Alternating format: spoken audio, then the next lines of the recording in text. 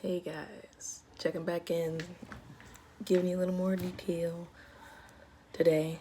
And first off, I want to say thank you to the people who have subscribed so far on this long journey ahead. I appreciate y'all a lot. That's my laptop. I'm truly grateful, like for real. I didn't see it coming.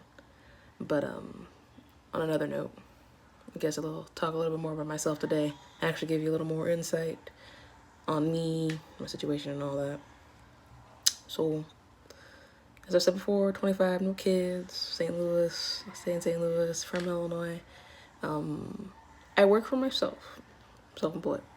I transport people, food, goods, seafood. I said already. Whole food items, stuff like that. Anything you think of, I transport it, bring it to you.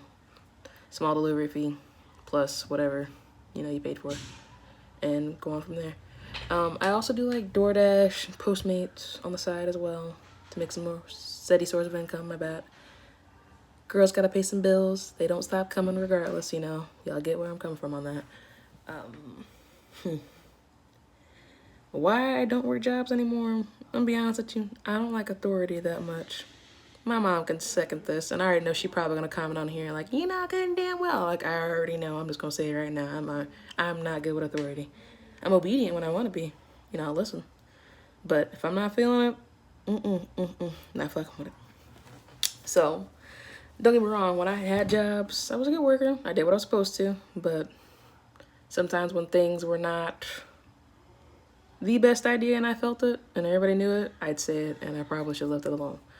But I still did my job. I was probably the hardest worker on any job I had, aside from like one or two, which I didn't really want to be in the first place.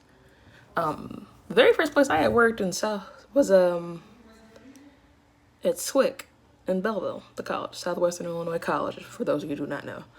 I was a receptionist, I guess you can call it, in the counseling office. I never realized what I got myself into until after the fact of the matter. I didn't realize how many phone calls I had to take, how much paperwork I actually did to not really do anything but sign people in and get them checked in, send them to the right location, get mail, all that good stuff, and still manage my homework, my social life, my personal life, all that in one.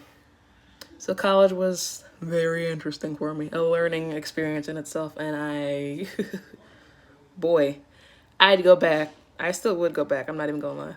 If I ever chose to go back to school, I probably would. No problem. I don't think I'd struggle in any shape or form. Then from there, I worked at McDonald's for about a year and a half. Probably my least favorite job, but also my most humbling job I've ever had in my life. Because one, it made me realize it's a small kitchen, limited amount of people, you have to make it work. Regardless if you do like the person or you do not like the person, you're gonna have to make that shit work.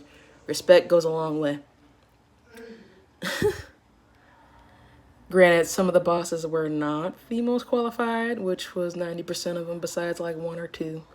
And even then, they weren't even there that long because they knew what was up. So all the good people tended to like leave, get better jobs, have kids, have babies. Their life changes, the life shit that happens. So me, I was like, I did something else. So I moved to St. Louis with this guy at the time frame that I thought was, I was really liking the guy, but it did not work out that well. But it's cool. I'm not even gonna say I regret it. For real. Because from that experience alone, being in St. Louis and then having my first job in Clayton.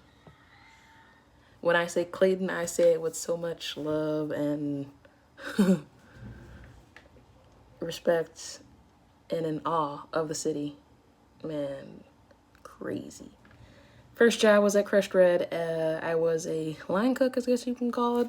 I chopped up the salads, prepped it right in front of the people.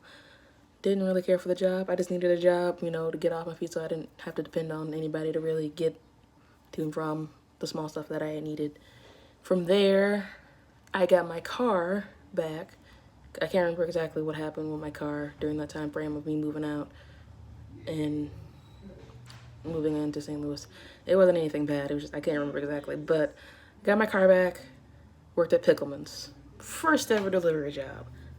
Loved it, hated it at the same damn time. But from it, I take patience is key. And I never understood how people that worked right across the street needed something delivered to them. Laziness in some aspects as well. But aside from that, really small stuff, the job was easy as hell. You wash dishes every once in a while, sweep the floor that was never dirty. For real, for real. That's it. I never dealt with the cash register because I was like, no, I'm not going to deal with it because I didn't want to deal with money or anything. And from there, it was pretty smooth sailing. After that, I had tried to get a second job at Taze downtown. I think that's a time frame. That was cool. I was there for 7 months. My bad. 5 months, give or take. Worked both jobs for about 2 months, dropped Picklemans because they started bullshit with hours, especially since, at that time frame, Clayton would shut down, and it still does to this day, I should say, shuts down around like 3. So that 11 to 3 period, it's rush hour, everybody's coming to lunch, everybody's, getting this, that, and the other. And then once that time is gone, it's a wrap, nada, nothing. Looks like a ghost town damn near, unless it's like a Friday night when Cafe Napoli is popping. There you'll see like Maseratis, Lamborghinis, all that stuff, the high tax bracket Clayton people. Not hating, loved it, ain't mad at all. But aside from that, it was just, I stopped working at Picklemans because of hours, and then I can't say any better than the hours for real. But went to Taze downtown. Taze was a Mediterranean street food.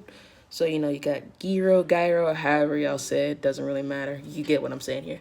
Falafel. It's basically kind of a vegetarian place, damn near, for real.